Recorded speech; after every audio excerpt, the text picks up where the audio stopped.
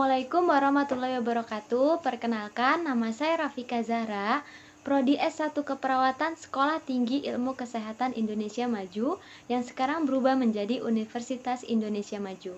Di sini saya akan menjelaskan intervensi dari asuhan keperawatan stres. Intervensi dari asuhan keperawatan stres. Yang pertama ada edukasi kesehatan. Dan yang kedua, edukasi manajemen stres. Di sini saya akan menggabungkan perencanaan edukasi kesehatan dan edukasi manajemen stres karena ada beberapa intervensinya yang sama. Yang pertama, identifikasi kesiapan dan kemampuan menerima informasi. Di sini kita pastikan pasien dapat siap dan mampu dalam menerima informasi dari kita. Yang kedua, sediakan materi dan media pendidikan kesehatan. Di sini kita akan memberikan materi tentang mengenai stres. Nah, di sini kita berikan materi pengertian stres. Stres adalah reaksi tubuh ketika seseorang menghadapi tekanan, ancaman, atau suatu perubahan. Lalu di sini juga ada dampak stres pada remaja. Banyak remaja yang mengalami dampak pada stres ini, seperti terganggunya fungsi sosial, mengalami kesulitan untuk berkonsentrasi, bahkan banyak juga yang melakukan bunuh diri. Lalu yang ketiga, jelaskan faktor-faktor yang mempengaruhi kesehatan. Nah, di sini kita bisa memberitahu faktor-faktor penyebab terjadinya stres. Yang pertama itu ada faktor pendidikan. Nah, biasanya pada remaja ini karena adanya tuntutan tugas yang terlalu berat, terus hasil ulangan nilainya jelek, seperti itu. Lalu yang kedua, faktor lingkungan sosial. Nah, pada faktor lingkungan sosial ini biasanya itu pada keluarganya. Nah, seperti anak yang broken home itu terkadang bisa menyebabkan stres. Lalu yang ketiga itu ada fisik kondisi.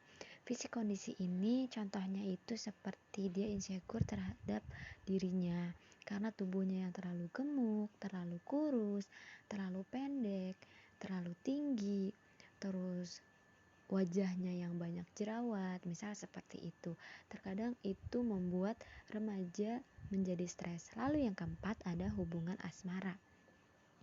Nah, biasanya para remaja ini yang ditinggalkan oleh seseorang yang dia sayangi dapat menjadikan emosi yang tak terkendali. Jadi membuat diri dia stres gitu. Bahkan ada juga yang melakukan bunuh diri karena ditinggal kekasihnya, seperti itu. Lalu yang keempat, ajarkan perilaku hidup sehat. Nah, dalam perilaku hidup sehat ini kita juga bisa memberitahu cara mengatasi stres pada remaja. Yang pertama itu berolahraga. Nah, olahraga ini kita juga bisa melakukan olahraga di rumah seperti berjalan di tempat, senam, yoga, ataupun kita bisa bersepeda gitu ya. Lalu yang kedua, beribadah. Ketika kita merasa sedih atau murung, kita juga bisa berdoa pada Tuhan adalah cara yang paling efektif karena Tuhan mampu menolong semua masalah yang dihadapi.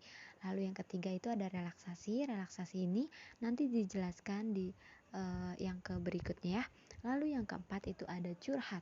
Nah, biasanya para remaja ini curhat kepada temannya, meluapkan masalah-masalah yang dihadapi dan menceritakan kepada temannya. Seperti itu.